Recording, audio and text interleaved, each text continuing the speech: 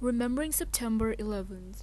Learn how this historic day in 2001 changed the lives of those living in the United States and around the world.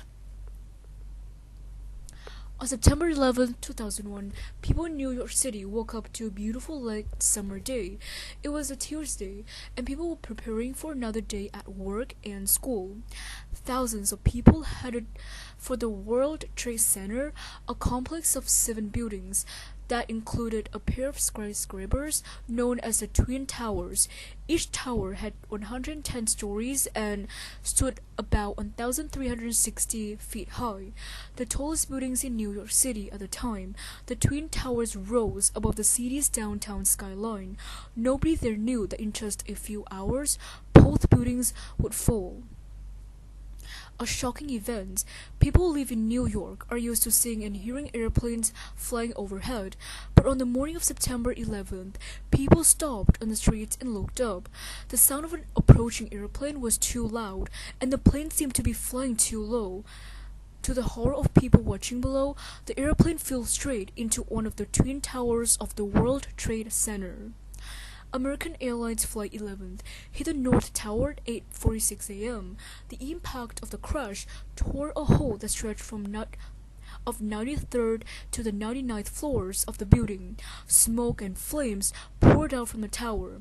Many people thought they had just seen a terrible accident, but 17 minutes later, a second plane flew into another one of the World Trade Center buildings, this time into the South Tower. United Airlines Flight 175 crashed into the 77th through 85th floors of the South Tower at 9:03 a.m. Some cell phone and TV station cameras caught the second attack on film. The footage was played over and over again on television. Soon, people knew that hijackers, individuals who captured an aircraft, ship, or vehicle by force, had taken over the airplanes. A group of men had taken control of the cockpit of each airplane and flown them into the buildings on purpose. The attack continues. The United States were under attack. About half an hour after the second tower was struck in New York City, hijackers crashed a third airplane. American Airlines Flight 77 hit the west side of the Pentagon, a 5-sided concrete building that serves as headquarters for the U.S. Department of Defense in Arlington, Virginia, just outside Washington, D.C. The plane's fuel tanks exploded, and 2 giant fireballs blasted into the air. The U.S. government ordered all airplanes flying over the country to land as soon as possible, but it was too late for United Airlines Flight 93. Hijackers had already taken control of this fourth aircraft. They were flying the plane toward Washington, D.C. Passengers and crew members on the plane called loved ones, who told them about the other attacks in New York and Virginia.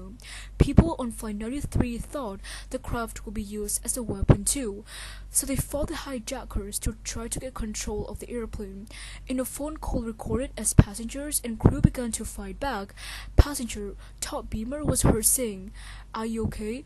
Are you ready? Okay, let's roll." Flight 93 eventually crashed into a field near Shanksville, Pennsylvania. The crash site was close to the hijackers' likely target, a government building in Washington, D.C. The rescue begins. Back in New York City, dark smoke poured from the Twin Towers. People rushed to escape the area, which later became known as the Ground Zero. First responders, including police officers, firefighters, and paramedics, arrived within minutes of the first attack on the World Trade Center. They rushed into both towers to help people trapped inside, even though it would be an extremely difficult rescue operation. Almost all the elevators in the Twin Towers had stopped working, so rescuers started climbing up the stairs, but many were blocked by rubble of fire. Still, firefighters forked ahead, ignoring the danger. The towers fall. When the airplanes hit the Twin Towers, they caused massive damage. Concrete floors were destroyed. Steel support beams were cut in two. Floors above the crash sites started to sag downward. Meanwhile, the sprinkles in both buildings were damaged. There was nothing to stop the raging fires, which became hot enough to weaken steel. The buildings grew unstable. Then they collapsed. The South Tower fell first. Once it began to crumble, it took only 10 seconds for it to collapse. The impact caused the North Tower to shake, and it too crumbled the crown 29 minutes later. First responders helped many people before the Twin Towers collapsed. More than 25,000 made it out of the buildings before they fell, but nearly 3,000 people from the Twin Towers, the Pentagon, and the 4 airplanes died in the attacks that day. The official response: the events of September 11, 2001 shook the nation.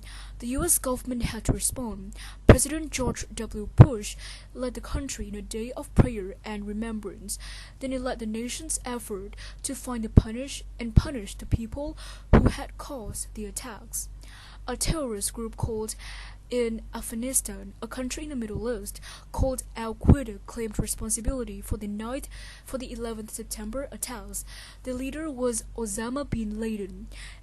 Al-Qaeda and bin Laden considered the United States to be the enemy, which is why the hijackers used airplanes to attack important U.S. buildings. In total, 19 hijackers took over the 4 plane that crashed in September of 11th. World leaders promised to help the United States punish Al-Qaeda and locate the leader. In October 2001, the United States and its allies started military actions in Afghanistan, searching for members of Al-Qaeda who worked with bin Laden to plan and carry out the 9/11 attacks. It took nearly 10 years for these forces to locate and kill bin Laden himself, who was eventually discovered hiding in nearby Pakistan in May 2011. Banding together. Although the 11th September attacks took place in the United States, many people from other countries felt that a terrorist attack on such a powerful nation was a threat to peace around the world. They brought flowers to U.S. embassies and lit candles to honor the victims. They gathered to sing the Star-Spangled Banner.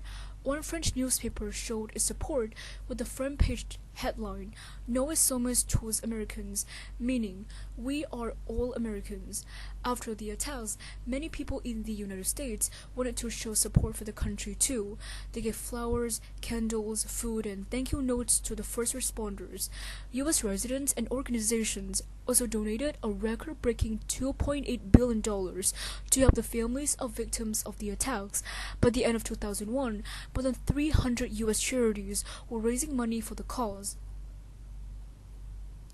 Most Americans tried to help others after the 11th September attacks, but some people took their anger and fear out on people who looked like they came from the same Middle Eastern countries as the hijackers, innocent people who had nothing to do with the events of the 11th September were attacked and not treated fairly.